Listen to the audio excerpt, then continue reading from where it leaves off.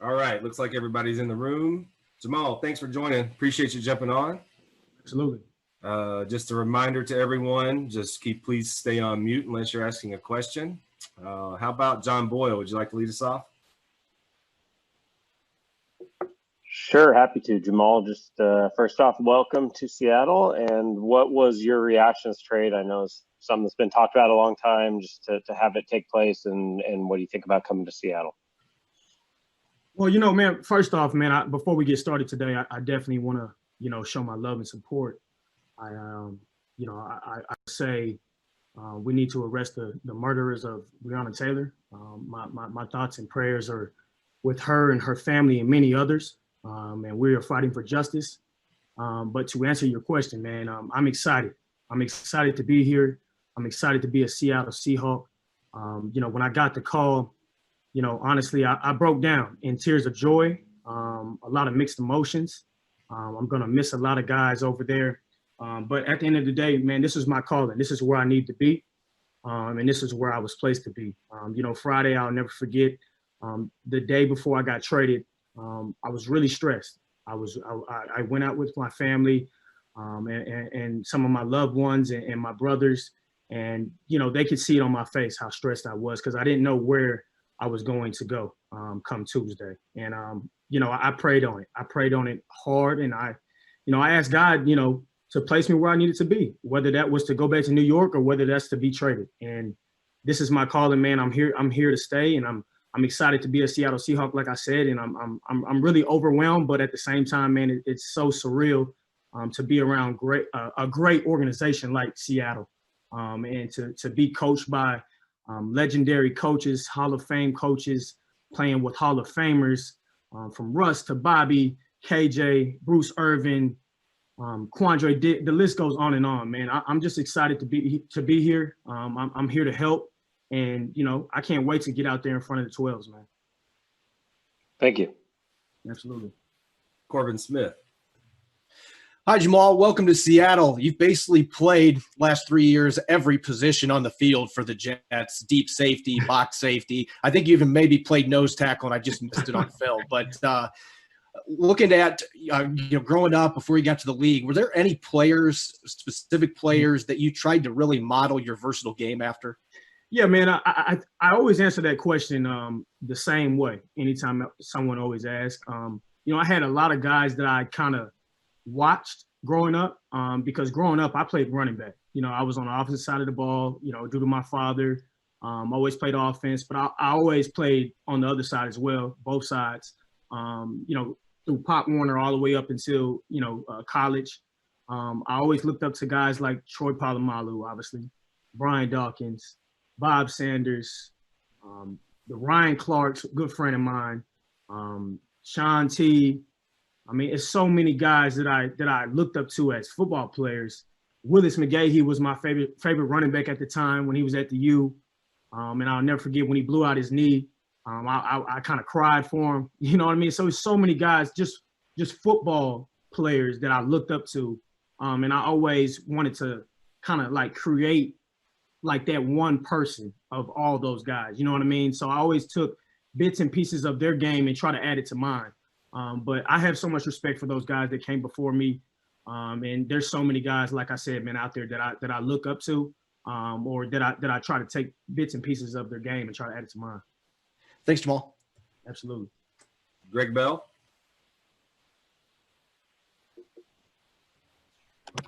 Hi, Jamal. Welcome. What role do you envision in the defense? What have they told you, and how you might play off Diggs and play off Wagner? A lot of options there. What have they told you as a sketch or what you might do? Well, man, at the end of the day, I'm here to compete. There's no starting role for me. I have to earn it, and that's what it's always been about for me. You don't just come into a situation and expect to be there. There's a ton of talent out here, a ton of guys that's fighting for those positions. And at the end of the day, no one really has a starting position yet, man. Everybody's competing. That's what training camp is for, and the best 11 will be out there. So hopefully I'm in the rotation. Hopefully I'm starting. And that's my mindset going into it. At the end of the day, I know what I'm capable of doing, and you know, I can do a little bit of everything. So whatever these guys ask me to do, like I said, I told Bobby the other day, you know, we talked for quite some time in person, and I told him, man, I'm here to help you. I'm here to help you guys. I'm here to help Russ. I'm here to help the whole team, man, because the ultimate goal is to get to the big dance, and I'm just here to help, man. So whatever they need me to do, I'm going to do. What do you see the chances are of this being a long-term arrangement in Seattle when you stand beyond your contract? Well, you know, man, that's not something that, I'm really focused on. I'm obviously, you know, those things will take care of itself. Again, I'm here to play ball. You know, Mr. Snyder and Coach Pete Carroll, these guys brought me in, and you know, I'm here to play. I'm here to play football, man. I'm here to help those guys win, and well, continue to win, should I say? And you know, like I said, we'll let those other things take care of itself. Thank you, sir. Absolutely. Bob Condotta. Sorry about that. Hey, Jamal. Yeah, thanks. Welcome to Seattle. You read a lot. I see you back there, man. You talked about Friday being a big day for your future. Did you really feel like something was happening immediately, or was there some reason why you felt like this was going to happen all right now? Or well, man, like I said, Friday, I did not know. You know what I mean? A lot of discussion was, you know, talked about through the week from my agent, you know, telling me a couple things from what he's heard. And, you know, again, man, I was just very overwhelmed. I didn't know where my future was going to be, but wherever it was going to be, that's where I was meant to be. So, you know, like I said, Friday was a hard day for me, and I prayed on it, and it's crazy. I overslept. I slept in through, you know, the next day, and I had like 5 missed calls from my agent. And, you know, when I got on the call, he was excited. He gave me the rundown of what possibly could go down. And later that day, it went down, and I was excited, man. I'll tell you that. I was excited. and when you say it sounds like you're sort of deflecting any question, I guess, about your contract and stuff like that. But you view this as a place you could stay for the next decade. Absolutely, man. Oh man, if the plan is to retire here, you know what I mean? That is my plan. But obviously, you know, those things handle themselves. When all you have to do is just go on the field and perform, do the right things on and off the field, and those things will take care of itself, man. So I'm very excited to be here. I know the rest of the guys is, you know, excited to have me, and the coaching staff and everybody else. So again, man, we'll worry about that when the time comes. All right, great. Thank you very much. Yes, sir. Chris Francis. Hey, Jamal, thanks for doing this.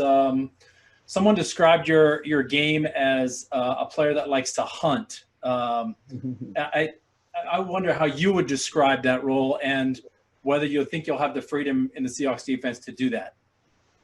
That's a great word to describe me, man. Anytime I hit the field, I'm hunting.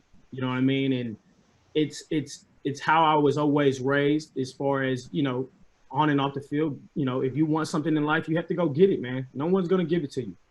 Nothing is handed out. Everything is earned. So that's a great word to describe me. You know, whoever said that, man, I salute them. So that's pretty cool, man.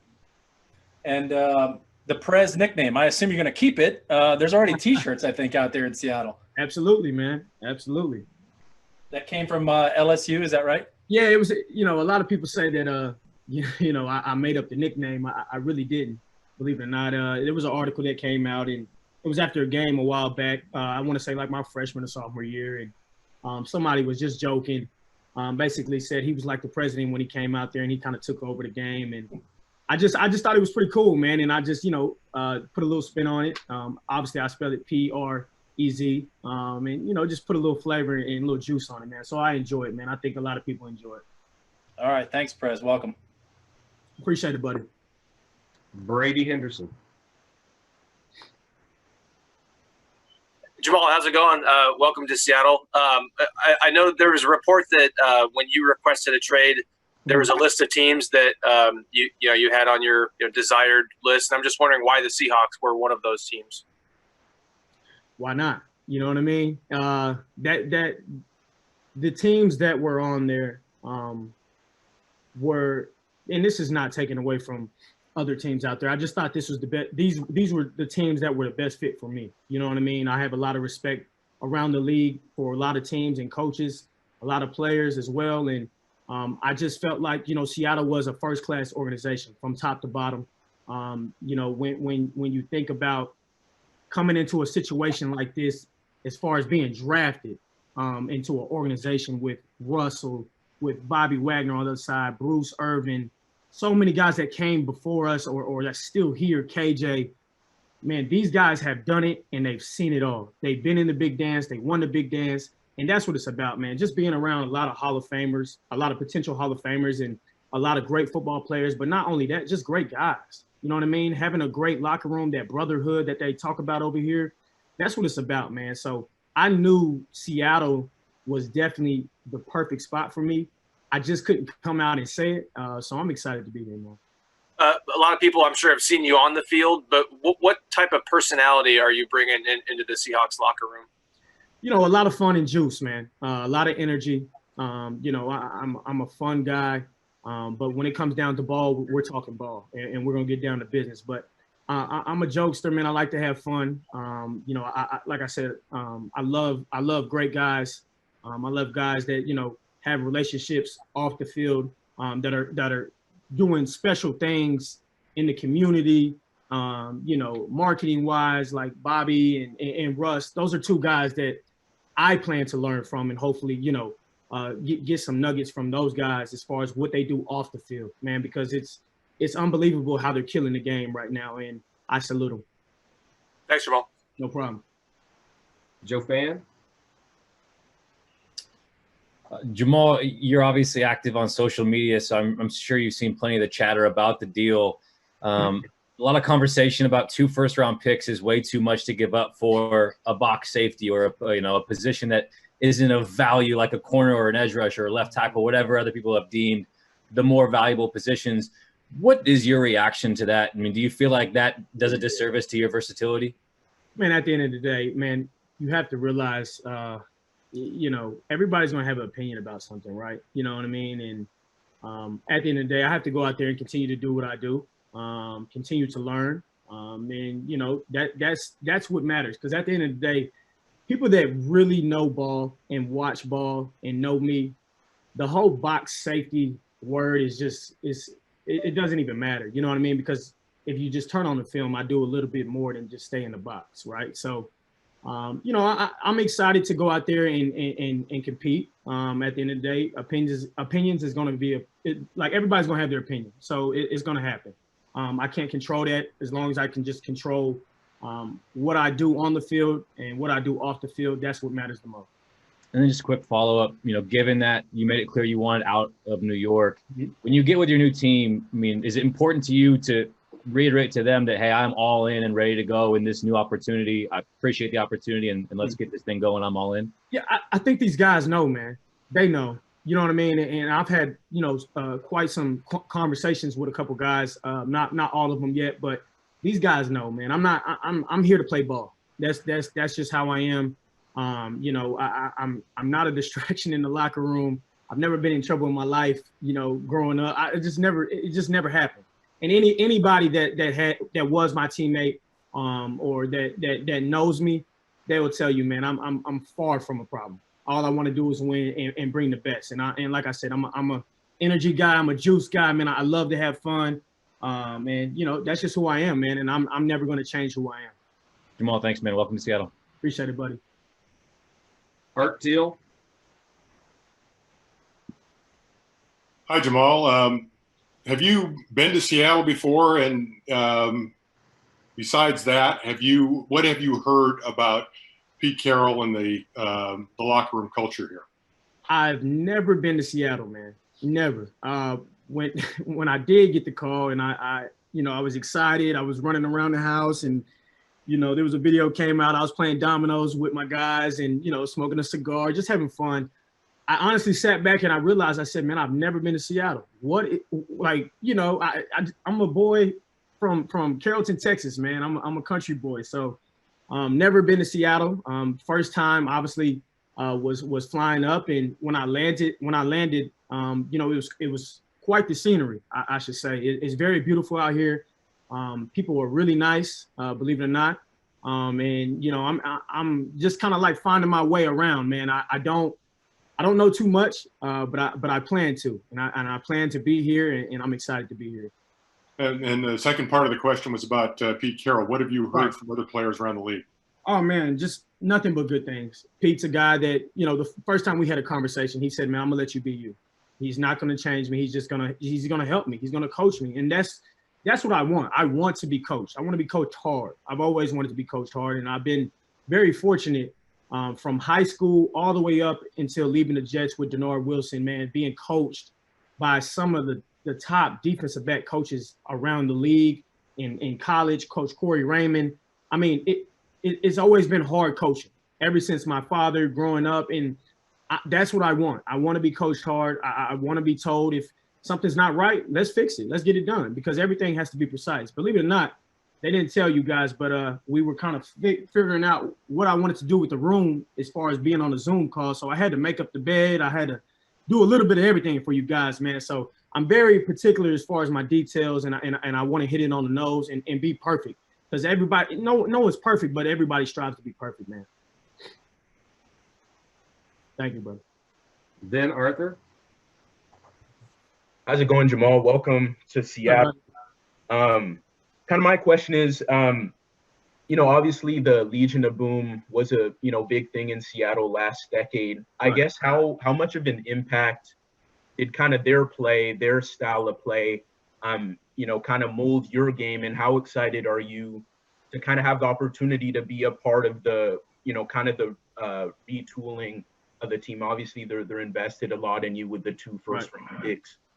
Just yeah. So what's kind of your thoughts on how the LOB has impacted your game, and you know, just them believing that you could be a missing piece to their kind of renewed defense? Man, first off, I want to say I respect every guy that was in the Legion of Boom. I used to watch those guys from Earl to Chance to Sherm, just all throughout college. After every game, you know, Saturday we play, and then Sunday here comes NFL football. Man, I used to watch those guys and used to be inspired by the energy and love and passion that they played with.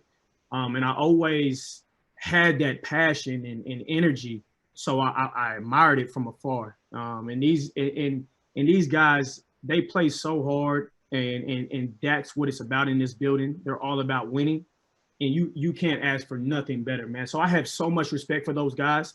But, you know, again, their chapter is over with, and we have to, you know, as a defensive group and as a defensive back, you know, group, we have to create our own legacy, right? And like I said, I have nothing but respect for those guys.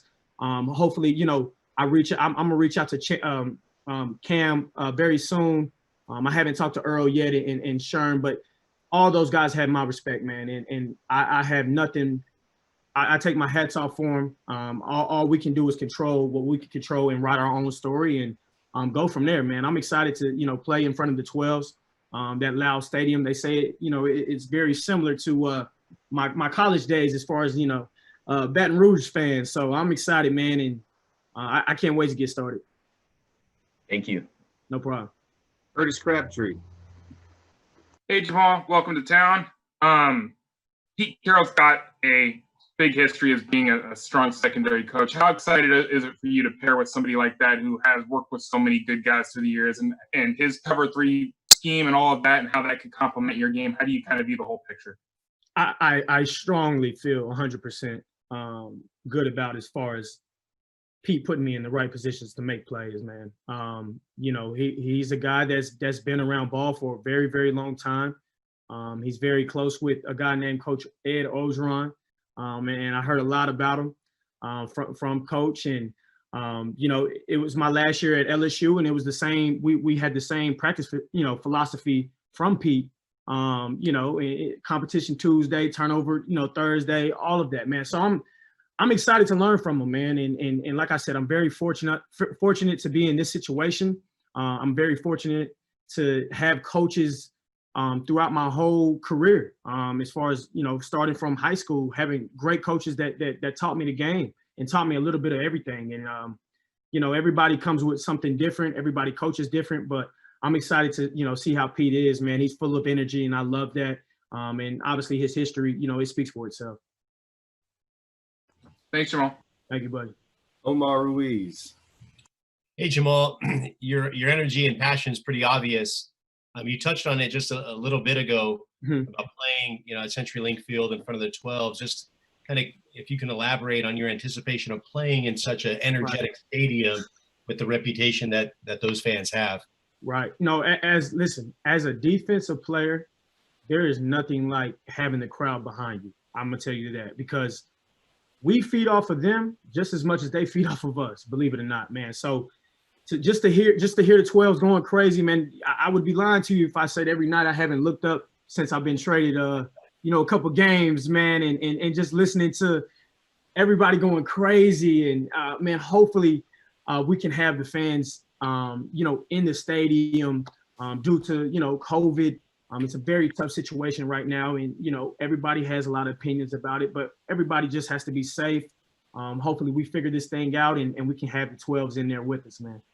And my follow-up, Jamal, would be, you know, obviously you've accomplished a lot already in your early career. Where would you like to improve? Kind of where do you see yourself kind of taking your game to that next level? Everywhere, man. There's so much knowledge that's in this building, man. I never, you know, say I'm not going to work on something. I always work on the fundamentals, man. I'm always about technique and fundamentals and working on my eyes, because you can always, there's never a day you cannot, you know, get better. You have to get 1% better and win each day. That's just how I live.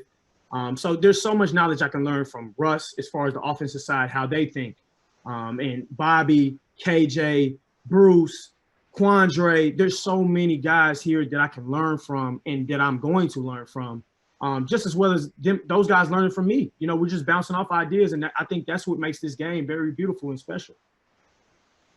Last one I got is Bobby mentioned that you guys met in Monaco a couple years ago. Yeah. What were your impressions of that meeting and your takeaways from meeting him for the first time that day?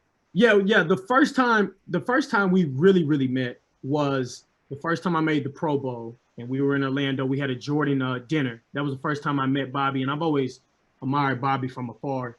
Had so much respect for him, the best in the game. So smart, so fundamentally sound, and you know, he's all about ball, and I respect that so much about him. You know, he's a hell of a leader, and like I told him, man, I said, you know, we joked about it, man. He said, man, a lot of guys, you know, last year the guards was getting up on him, man, and kind of getting to him kind of quick, and he was like, man, leave me alone, man, go focus on someone else. So he said, man, I'm going to take a little, you know, I'm going to take a little bit more attention off of him, and I'll, you know, obviously get some attention as well. But man, I'm excited to play with him and plenty of other guys. The secondary is so talented. You know, Dre has done a hell of a job. Coach Pete has done a hell of a job with those guys, and bringing in, you know, younger guys, and just having so much energy and swagger and passion, man. It's all on the defensive side. And I told the guys yesterday, man, it's going to start with the defensive, the DBs. Like, we set the tone. Anytime we step on the field, we have to set the tone, you know? So I'm excited, man. You know, Bobby is a hell of a guy. And you know, I couldn't, we talked about it, man. I'm sorry to keep running on with the question, but we talked about it, you know, a while back, and saying, you know, what if we played together? You know, it's honestly how I would describe us linking up and me finally being a part of Seattle it's a cheat code, man. It's really a cheat code. Thanks, Jamal. Thank you, buddy. Good luck, man. Tim Booth. Hey, Jamal, welcome to the Northwest. I know you're focused on being here in Seattle now, but last week you had some pretty candid comments about your time with the Jets. I'm just wondering why you felt it was important to say those things and express publicly what you were feeling about the whole situation there. Well, man, you know, listen, I have nothing but love and respect for a lot of those guys over there in that organization. I wish them well. I really do. I know a lot of people might, you know, think it's not coming from the heart, but it really is, man. And I'm pulling for him. Ashton Davis reached out to me. He's been reaching out through the whole process, and you know, he's the new rookie safety that they drafted. A hell of a player, I'm a big fan. And you know, I told him, I said, man, I'm here to help you. I said, he wished me well. He said he wished he could play with me, but I said, man, I'm here to help you. I know the defense in and out. Any questions you have, bro, I'm going to help you. You can hit me on anything. I don't care what I'm doing. I will take the time out to help you. And I mean that. I really do. And, you know, obviously Marcus May and Brian Poole is still over there. Blesson, Art. It's so many guys that I'm going to miss, man. And you know, Marcus is finally going to get the respect he deserved. You know what I mean? And obviously, you know, he had a couple injuries that kind of set him back, but I'm focused on being a Seattle Seahawk. You know what I mean? I'm really, you know, I'm at peace with it. You know, we have to move on, and you know, it's part of the business. A lot of those guys and coaches reached out, and you know, they said they're going to miss me and they love me, and it's the same back, man. I'm pulling for those guys over there. I really am. I have no hate in my heart towards anybody. To Joe, to Adam Gase, it doesn't matter. I really wish them well. And like I said, man, I'm excited to be a Seattle Seahawk. Thank you, Jamal. Thank you, buddy. Nico? Thank you. Jamal, welcome to Seattle. You've already touched on this a little bit, but I want to kind of spin it differently. Obviously, the culture here with those great safeties that you talked about, Chance and Earl, brings a lot of expectation, as well as whenever you are moved to a team by giving 2 first-round draft picks. How do you think you handle that pressure of having that expectation so high? No pressure, no diamonds, man. You know what I mean? That's just my mindset. Like, you can't focus on the pressure. You just got to handle what you can do on the field and off the field. Ball is ball. You know what I mean? It's not going to change. It's a new situation for me. It's new teammates. It's a new city. But at the end of the day, man, I'm here to play football. I'm not focused on trying to prove anybody wrong. If anything, I'm trying to prove to myself of what I'm capable of doing and doing more. You know what I mean? Like, I just want to keep elevating my game each and every year. And that's what it's about. You know, just always, like I said earlier, 1% better each and every day, man. So win the day, attack the day. And like I said, no pressure, no diamonds, man. And obviously, you just mentioned that transition. How mentally ready are you for that when you have to add on the whole COVID testing and, you know, having to do Zoom meetings, things that are so differently this season? Mm-hmm. Yeah, it's tough, man. I would be lying if I said it's not tough. You know, not being in the building and being around a lot of the guys and watching film together and working out together. It's tough, but at the end of the day, man, we have to do what's right. You know what I mean? The whole world is going through this whole pandemic. It's tough. It's a tough situation. You know, sometimes we have to, you know, lose things that we love just to, you know, take time to get back. You know what I mean? You want to cherish these moments as much as you can. Like I said, we got to stay safe. We got to take the right precaution and do the right things so we can play and have a season. So, you know, that's what we're doing. It's been quarantine week for us up here and just being smart as far as where we go, who we're around. Because at the end of the day, man, I think we have a great plan at hand as far as attacking the COVID.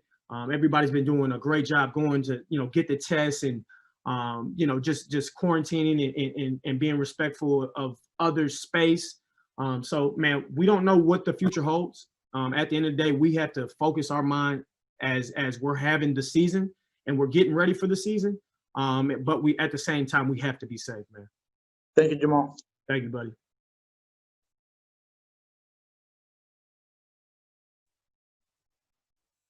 Sorry about that. AJ McCord. Awesome. Thanks for doing this and welcome to the Northwest. So you touched on it a little bit, but this pandemic is obviously changing the way you do camp, changing the way you meet your new teammates. Right. So can you walk us through, first off, just the timeline of finding out you got traded, what it's been like to get to Seattle, and then how you've been meeting your teammates in the midst of a pandemic? It was crazy. Like I said, you know, Friday was a hard day for me. Prayed on it. And, you know, obviously got traded. You know, called all my guys that I grew up with. I have 9 guys in a group message that I love them like they're my own. well, not my own, should I say. I love them like we're really brothers. But I grew up with the guys and you know, from elementary all the way up until high school. And you know, just was so happy, was so relieved. And we went out and had dinner. You know, obviously you've seen us, we were playing dominoes a little bit, having fun, smoking a cigar, and just living life, because, you know, you never know when it's your last day, you know what I mean? And I lost, well, me and my boys, we lost one of our other guys that we went to high school with. You know, he passed not too long before I got traded, and it was very tough. And I always made that promise with those guys, and we all did, as far as, you know, we're gonna cherish these moments, and we're gonna live each day like it's our last. So obviously that was a fun day. It was real tough. Mr. Snyder, it's so funny. He wanted to fly me up Sunday morning, and I was like, hold on now. I just got traded. You know, let me tell my family bye. I had a family birthday that Sunday, and you know, I wanted to hug my nieces, you know, because they're like my own, and you know, I wasn't ready to go yet. Everything was happening so fast, and I was so overwhelmed. I had like 200, you know, text messages. I still have like 100 left, and I'm still getting back to people. Other people hitting me still to this day. So it was fun. You know, it was a pretty good flight. A lot of mixed emotions. I took a nap, and I woke up knowing that I was going to be in Seattle, and got here, and, you know, did the physical, and was loved, you know, since the day I stepped into the doctor's office. And everybody was rooting for me. Everybody was happy that I was here, and I just felt at home. So like I said, I'm excited. You know, meeting the guys is kind of like, hey, how you doing? You can, you know, elbow wise, Coach Pete, he's not even getting close to you. He's going to be at least, you know, 7 to 8 feet away. But it is fun. You know, it's a tough time what we're going through, but at the end of the day, it's a lot of people that's going through worse things out there in life. You know, whether that's cancer, whether that's dealing with anything and everything that's worse than what we're going through. So right now we just got to take precaution and be safe, and wear your mask, and you know, just be smart, because at the end of the day, we do want to play football, and we do want to have a season, and we do want to see the 12s in the stadium. So we'll see where it goes. I'm definitely, you know, I'm open to everything, and I'm always taking precaution and being safe. Thank you so much. Appreciate it. Michael Sean, Dugar. It's good, Jamal. We talked a little bit about, you know, knowing Bobby for a little bit. What's your relationship like with Quandre? Oh man, Quandre, man, I've known Quandre. If you honestly go on Google, you might see a picture of a guy like with no facial hair, and he's young. He's probably about, I want to say 17.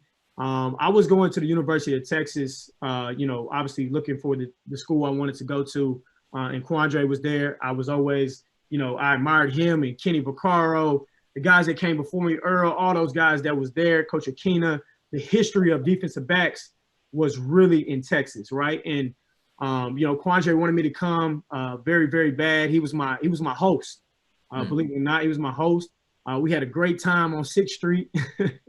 I'll never forget it. We had a great time, man. And man, me and Quandre, you know, have been close ever since. Even when he was in Detroit, we talked literally every day. He would hit me up and say, man, I like that play you made, or I'll hit him and say, man, you balling out there, or whatever it is. We always talk, and he's like a brother to me. And we've known each other for a very long time. And we always talked about, man, what if we play together, man? And I'll never forget when he got traded to Seattle, I tweeted him, but I did call him, and I said, man, listen, because he was in the airport. And I said, man, you went to a hell of an organization.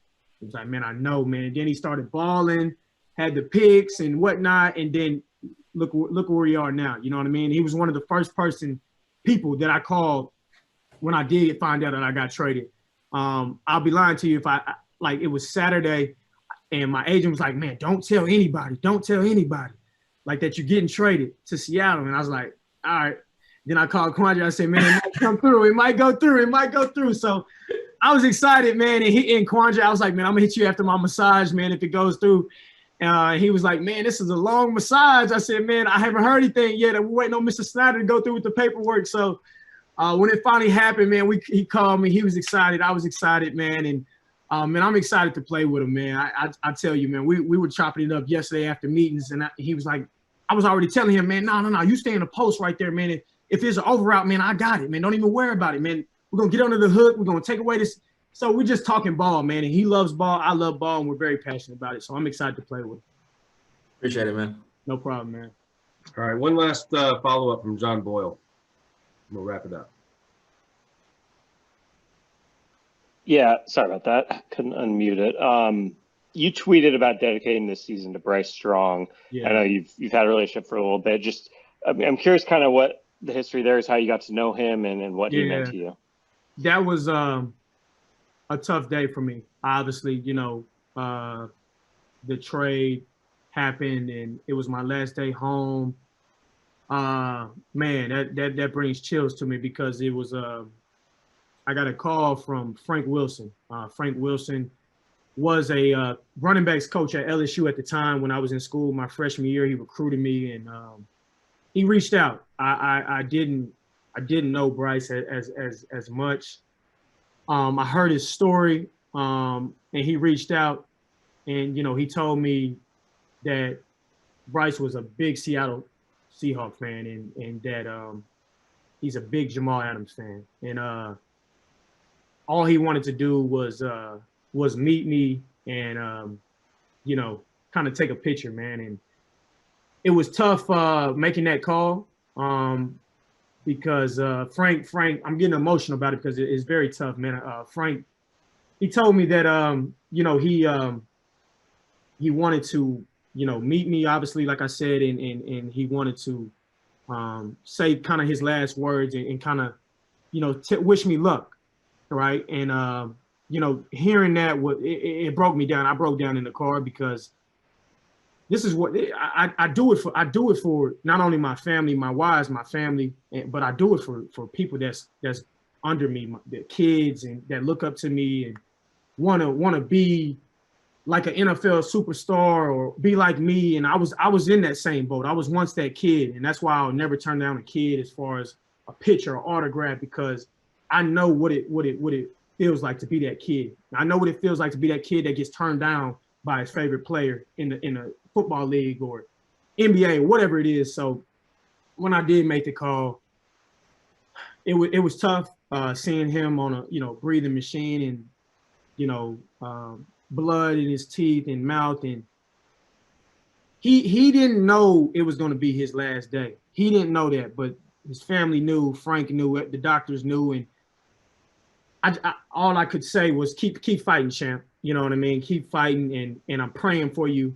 I'm a fan of your story. I'm a fan of you, of how you've battled this cancer.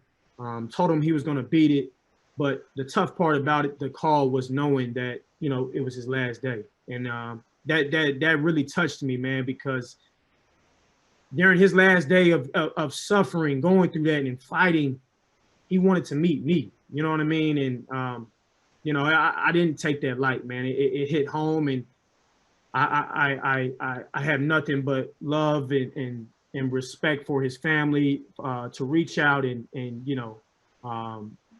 make his dream come true, make his wish come true. And I told him that I'm gonna dedicate this season to him, and I told him that I'm always be thinking about him, and that I was excited to be a Seattle Seahawk, man. And I just told him, man, just whatever it is deep down, I told him I loved him, and I told him that I'm always thinking about him, man. So that was a tough call, and I appreciate you bringing that up. Thank you. Appreciate that. No doubt. Jamal, thank you. And thanks everyone for joining. I appreciate it. And we'll see you next week. Appreciate you guys. Thanks, Young lady. Thanks, Jamal. Young lady. Appreciate you. Thank you. No problem.